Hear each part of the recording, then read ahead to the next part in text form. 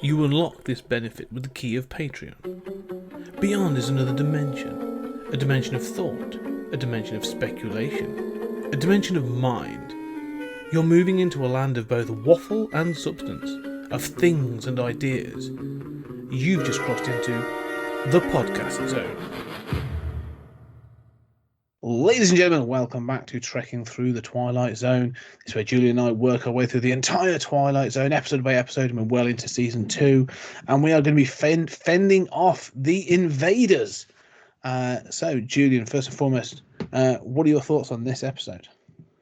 Well, I will not hold back and just say I love this episode. This is one of my favorite episodes of the Twilight Zone. I just think it is marvelous from start to finish. It is weird. Yes. It lets itself be weird. It has the classic, Twilight Zone twist of like they're on Earth, or guess who, that it was the humans aren't the ones you think. But it's creepy. It's memorable. It lets itself be weird and dare to do special effects and weird stuff. Yeah. Well, first of all, I'll give you a quick. I enjoy it. There's some stuff I want to talk about in this episode. But yeah, basically, the episode is we are introduced to a house. It's an isolated house. It's a small farmhouse, and on that farmhouse is a woman, and she's alone, isolated, no electricity. This is not a modern house. And then, as she's doing the dishes or cleaning up for the evening, she's overcome by like a sonic sound or something. And when she investigates, she finds a small. I say small, so relatively small flying saucer hidden in the attic of the barn. It's actually on the roof. Is it on the roof? Oh, yes. Okay. So that is confusing. It seems as if she's going up into an attic. Yeah. But in fact, you see the outside of of the roof of the adjacent structure, and it's a sort of like flat area above the kitchen or whatever. So she's actually on the roof. The saucer is landed on a little portion of the house that has So the saucer has landed on the roof. She then sort of like, is weirded out by that. And then soon enough, the inhabitants of said craft start attacking her, and she has to fend them off. That's it. Yes. And that's all that happens. And we'll get to the twist shortly. But I'm trying to find that this made me think of a couple of things. So this thing of like small creatures attacking, everything from gremlins to critters to what's the one with the what's it doll from the sort of there's a TV show that has this thing in this idea of dolls attacking all sort of stuff. Oh yeah. So you've got all the like Chucky and those like I love this idea of little things attacking when it's sort of like because you can do all kinds of things. But what I like more with this episode is this woman's pretty straightforward. Like they do attack her and but like she does not go like run away. Like she boots one across a room. Yes.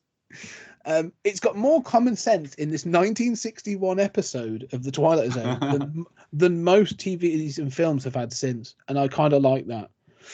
But what were your highlights then for the invasion? Well, I mean, I'm not sure exactly how it goes south.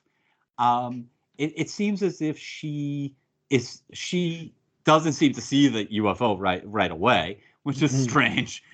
When you pull back and see this UFO on the roof, but then and it is sort of confusing. It seems as if she's in the attic, but then she sees they have these sort of like Michelin Man sort of spacesuits that you don't know that they're robots or is there what is inside it, and she sees one. She's sort of screaming and she's hiding by this open door back to go back down, descend into the house, and this one is sort of like right there next to her, and she knocks it down, and it clearly there, and then it's just like the war is on, and there's no communication possible.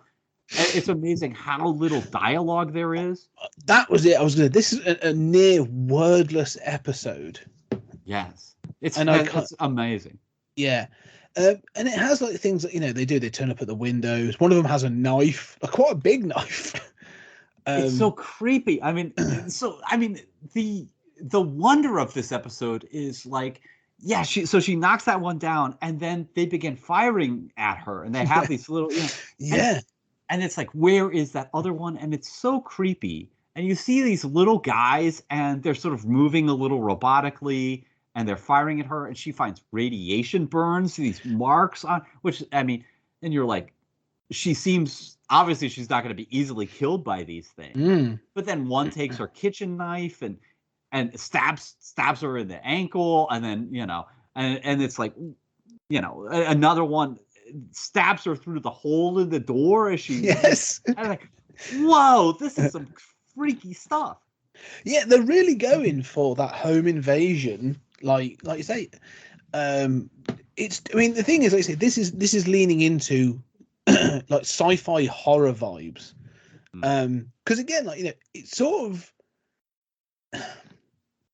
I don't know if it's funny to watch now because you watch it with hindsight and we have pop culture knowledge, knowing all these other bits and pieces. So you can sort of like, there are certain bits you can go, oh, that I see this of since, but like, I can imagine watching this in 1961, first time around, being like, the Twilight Zone's taken a really dark twist for this episode.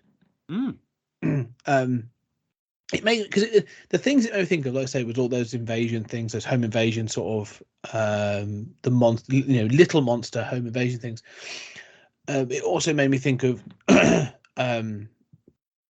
forget the name of the bloody story now, but there's a Lovecraft story about a guy on an isolated farm who gets attacked by aliens, and is obviously communicating with someone, writing letters to someone distant, and this other stuff. But the other thing is, this is the one I've just been Googling it to make sure I say it correctly. So this obviously came out in 1961. This is written by Richard Matheson as well, so we should highlight. So another great Richard Matheson episode. This reminded me of, and I'm sure it was inspired by, the Kelly Hopkinsville encounter. Have you ever heard of it? No. Okay. Well, is this a supposed real story where somebody saw? Was this like, it was not this small, but there was some sort of like thing that they saw around the yard? Yes, let me just read this. So I'll just read this. Is from Wikipedia. The Kelly Hopkins encounter was a claimed close encounter with extraterrestrial beings in 1955 near Kelly and Hopkinsville in Christian County, Kentucky. Basically, it was a family on an isolated farm, and they opened fire on some beings that they described as being goblin-like and no taller than their knee. And so these things tried to invade their house, and so they sort of crawled on their roof. They were appearing at windows. They were trying to get in, and all this other stuff. So watching this, I was like, this must be inspired by this Kelly Hopkinsville encounter. I mean, it was just great to see it. Like, I was like, oh, wicked! This is sort of a twist on that. Obviously, it's an isolated single woman rather than the family. But yeah, I thought it was great because the design they had as well, like you said, this little Michelin Man suit. Like they are going for this sort of mini person. Like you could also say, like they describe them as silver goblins and this sort of thing. I mean, they believe that the actual they were actually opening fire on owls, is what they actually yeah, right. But yeah, it just I have heard of that, and I think it's obviously absurd. But I have heard of that. Yeah, so I'm just looking at it sort of pop culture. It's not mentioned in the pop culture sort of section, but yeah, it definitely felt like it brought that to mind. But like this idea of sort of like isolated UFO incidents and stuff again sort of was quite interesting. But I did like the Gremlins sort of felt like, again, like I say on Critters, sort of felt very sort of influenced by this idea. But let's talk about the twist, and then let's go back and talk about the attack. Okay, all right. So the twist is, at the end of the episode, it's found that she goes back up to the ship and she has an axe or a hammer, and she basically destroys the thing.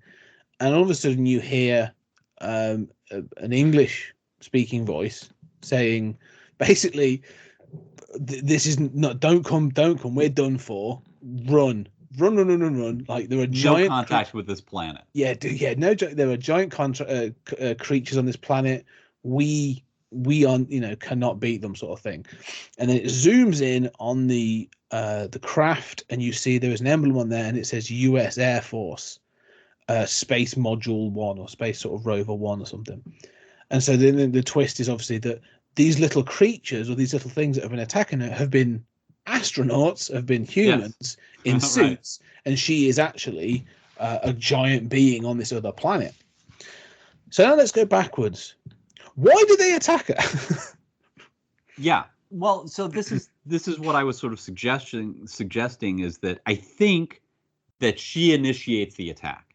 Yeah. That she knocks that one. That one is sort of like, look, they're on a planet of giants, and they're ready. Look, it's a U.S. Air Force. They're ready to fight, but she has struck one and knocked it down this giant abyss. So I think that that's the beginning of the hostilities. But then another one is there shooting her with the radiation gun laser.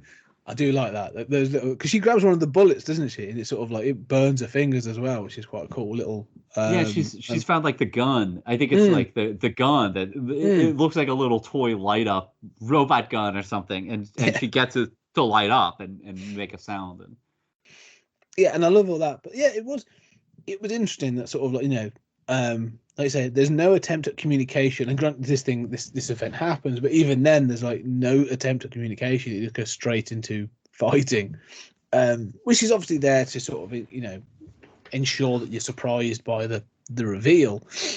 But yeah, it was unusual. Having seen the reveal, I was like, all right, yeah, they went looking for a fight. Is how I sort of saw it. Yeah.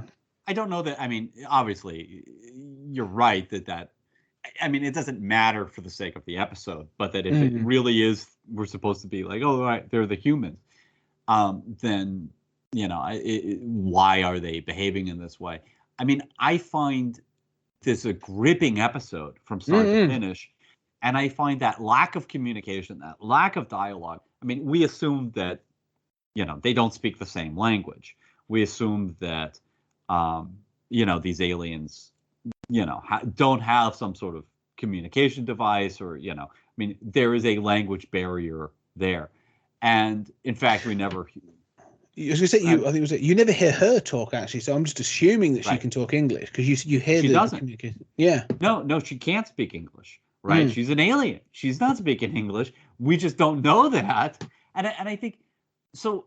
I mean, I think several things come to mind, like, the horror of her running around and the way in which this episode plays with the idea of the other, right? We've talked about how some Twilight Zone episodes do this better than others, that they identify with the marginalized or the meek or the other.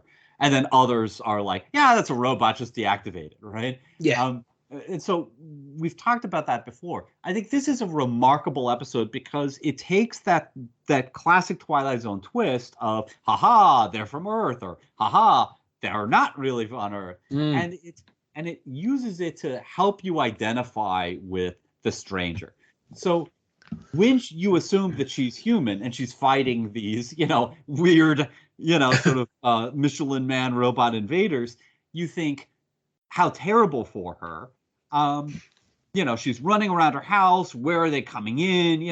One knifes her in the foot, and she, you feel as if you're hunting a mouse or something in a house, except it's an intelligent mouse.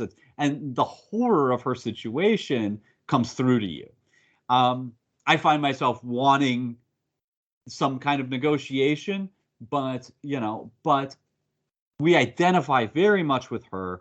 And I think the size, the diminutive proportions of these aliens make us less inclined to identify with them. Yes. They seem alien. They seem like vermin, right? That are attacking the house. And then to find out, oh, wait a minute, they're the good guys, or at least they're the humans. You've been objectifying and ready to exterminate your own race, brother. Yeah. You know, Yeah. is a really awesome twist, and that kind of teaches you to not make those assumptions about, you know, to identify with the other and not make those assumptions about who's the good guy here. Well, I think this comes back to, you know, like I said, the idea it's almost like a wordless episode, and it has all these other bits in it. Clearly, is down to the skill of Richard Matheson, again as a writer, because it feels like a story he wants to tell, but you couldn't do in prose. Like you couldn't. This wouldn't work as a written story. Because you'd have to have at least sort of like some thought, or you know, it would just be describing the woman doing this, literally like 3 pages. And so it's like him telling a short story, but like I say, he's designed it to be. He's taken that short story idea and turned it into a really well structured television episode. And so I like the fact it has those sort of. Sometimes you get that someone who's well, you know, is able to do a good short story. Then we've seen it when Richard Matheson's done these other episodes, and they're always very well structured. So yeah, right. I like that it does drive you to sort of think, you know, yes, I want the little parts, the little creatures to be stopped. They are the attackers. They are the other. For them to reveal, to be like, oh no, actually they're an exploratory sort of force. I also like sort of like. There's a sacrifice at the end of it, like their desperation. They're like, you know, no, we're done for. Like, you know, but like, do not come to this planet. Is quite an interesting sort of end as well. When it could have been like, nuke the hell out of this planet. So yeah, yeah, I find myself. I mean, that's a good point. I hadn't thought about this sort of like why not nuke it. I do find myself thinking. Yeah, you know, Central Command isn't going to listen to you, right? Like, you don't have the authority as a couple astronauts to, you know, determine what the rest of the human species does. Yeah. But I also find myself thinking, like, there's so much we don't know about giant planet. You know, of course, there's, you know, problems with that if you really want to talk physics. But has this civilization had other? I mean, presumably they have electricity, and I mean, it's interesting. I went back and looked at the opening narration, and you know, to see what is it exactly saying about her and her situation. And he just says he doesn't say whether she's married. There's no information about why she is living alone, but we assume that not just that it's Earth, but we assume that there's other technology on this planet surpassing that. Have they had other alien visitors before? Or I mean, I assume not. Well, you know, if we're going to take that this is related, or, you know, an interpretation or inspired by the Kelly Hopkinsville encounter, we claim to have, there are claims of alien encounters throughout sort of, in particular, the 20th century. So there may well have been, and there may have been of other, you know, just again some of the sort of rural area where it was like, you know, wacky, you know, whatever they're called on that planet, so and so talking about these aliens again, when actually it was Earthlings, you know, buzzing the planet rather than little green men. Yeah, it was little pale men instead. Well, I mean, and there are people who hypothesize that like UFOs are visitors from our future rather than aliens. I mean, there's no end to, you know, what theories somebody cooks up. But you're right. I mean, you know, it's interesting. I mean, we assume that there is a narrative of flying saucers because she doesn't seem prepared for the sonic attack. The sound seems to hurt her ears. But then she goes up and she's terrified. But we don't know whether, you know, there are aliens or she has stories about flying saucers. But I mean, logically speaking, you're right. I mean, I would assume any civilization would have stories about angels and demons descending from the heaven. I mean, heavens, all of, you know, the Bible's filled with stuff like this, and, you know, that seem extraterrestrial, right? And so we would assume there's some kind of narrative for this. But I found myself thinking, like, there's only 2 astronauts on the ship.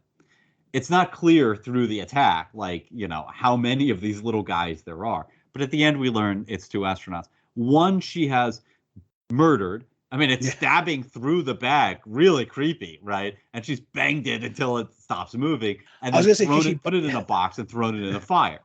I love the fact she bashes it on the table. Yeah. Like, yeah, she gives that thing a hell of a beating. Like, he's not coming back. Yeah, so it's dead and it's being burned, but she's got a flying saucer, and there's a body of an alien inside. Like, so another question that I have is, like, not just what's going on with humanity at this time, but what is the rest of her planet like? What is, has this been a real encounter? I mean, this obviously puts the lie to those kinds of encounters that I've grown, that you're talking about. Because in this version, there is a flying saucer. You can show it to people and be like, yeah, see, here's this alien body. Yeah, well, if you want to take that line, we don't know that hasn't happened on our planet. Who would she tell? Does she call the police? And so the police then have to go, well, I'm going to report this. And so as the X-Files would have me believe, some shadowy organization comes along and takes it all away and claims it's a weather balloon. I've read those conspiracy theories. I don't know. She could, or it could be. You might say, you might be right. This is the first one, and actually they do have evidence, and they're like, actually, we are being visited by aliens, and we need to take precautions. And from now on, if we see one, open fire on it. Right. Don't hesitate. Give them the Vulcan hello. Yeah, that's it. Give them both barrels. Why not? Yeah.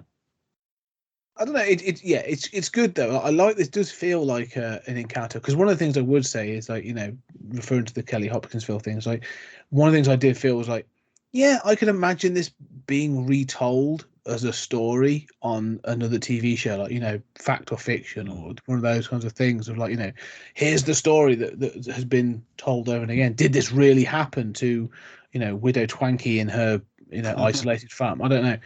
But that sort of thing, like, it felt like that's the sort of story that would be told over and over. This could be the embellished version of it. This is the origin of leprechauns. Myths, yeah. On this planet, yeah. Yeah. I mean, before we end, I do want to talk about just like how gripping this is, and how, I mean, first of all, the weirdness of these, little guys in these pressure suits. The daring of being willing to depict this on a low budget on television. I mean, you are really taking a risk that this is going to look good, and it looks good. I mean, it looks like it's 1960, 62, but I mean, it looks good. 61, but also, like, the thing with the knife, like the horror of this, holding a knife that's almost as big as itself, and stabbing and going around and thinking, like, where is this? Is this underneath the bed? Is this, where are these invaders, and where are they coming in next? And then even the horror of what she does, of, like, they blow the guy who ends up killed at the very end, who's the survivor until the end. He blows a hole through the door, and you see, like, the debris, and it's like done like like somebody's taken a lot of time to, like, make that look good, and it does look good. And she waits on the other side of the door with a hatchet. Yeah. And I mean, this is just great stuff. I mean, even her wounds, and there's almost like body horror in this episode. And there really is a sense of paranoia of how many of these guys are there? Where are they coming in next? And of really just military maneuvers going on between her and them to try to survive for Killian. You say horror, and I think that's the really good thing. Like, this is a horror episode. Like, it's a sci-fi horror episode, and it does play into those tensions. Like, it really does use what it has very, very well. Yeah, there are a couple of shots of the little humans when they do them up close, and you're a bit like, probably didn't need that one as up close. But there's other bits again that, like you say, look really good. I love the wounds she has. There's a moment where she sort of identifies them, and she starts seeing them on her arms and her hands and her chest. And I was like, that's a really cool touch. Like, you didn't have to do that, but it's a really cool touch. And I say the same as sort of towards the end when, like you say, that the sort of the finale as it sort of builds up to that.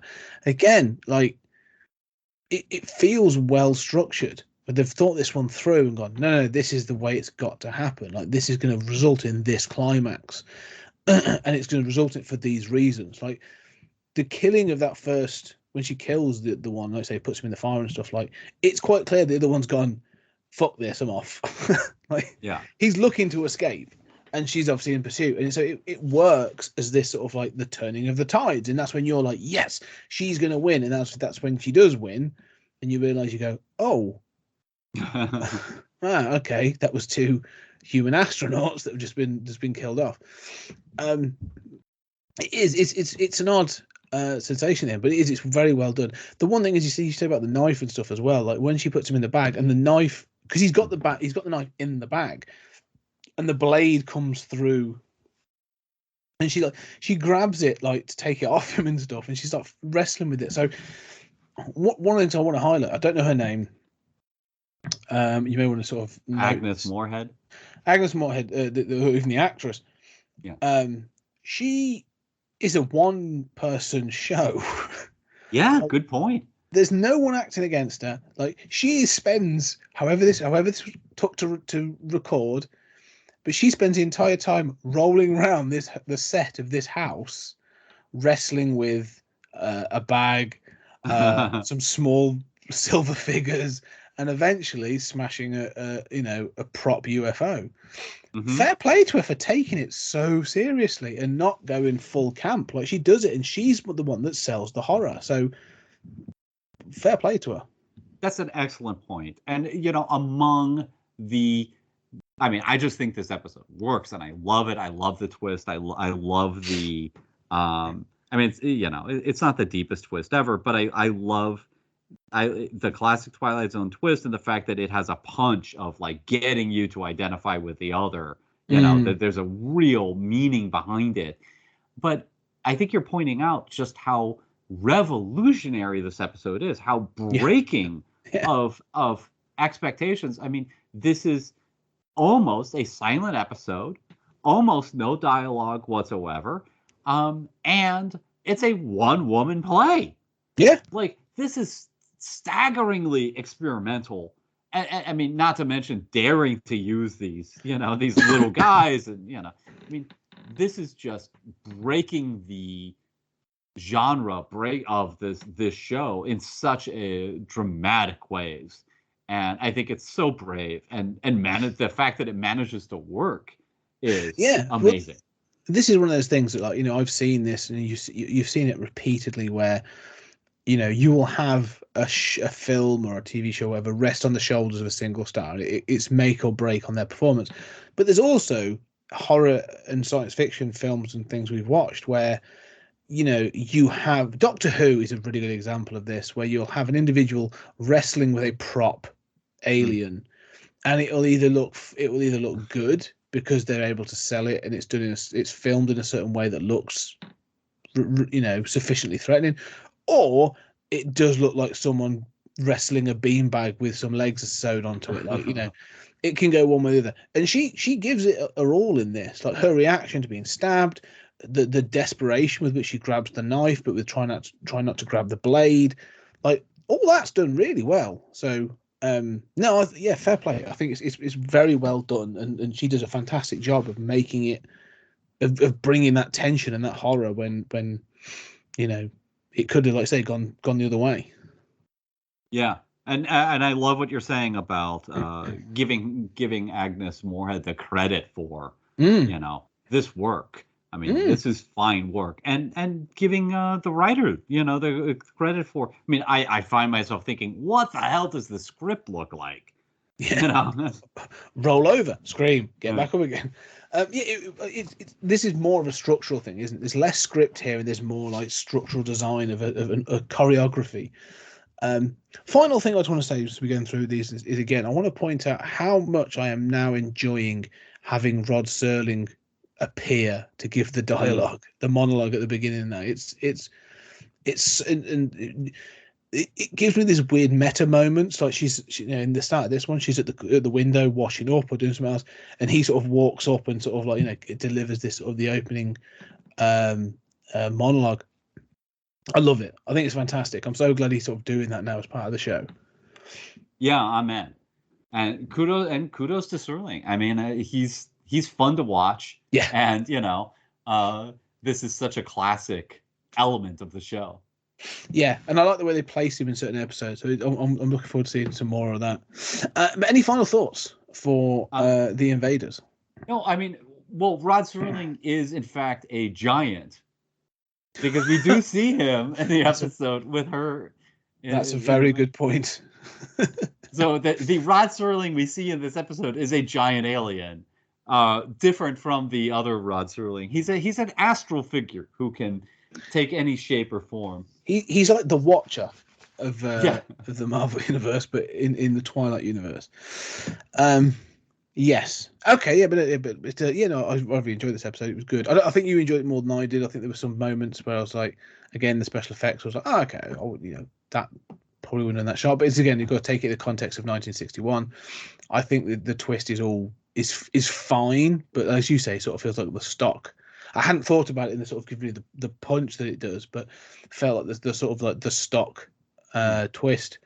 But I love the performance, and I think some of the ideas in this are very strong.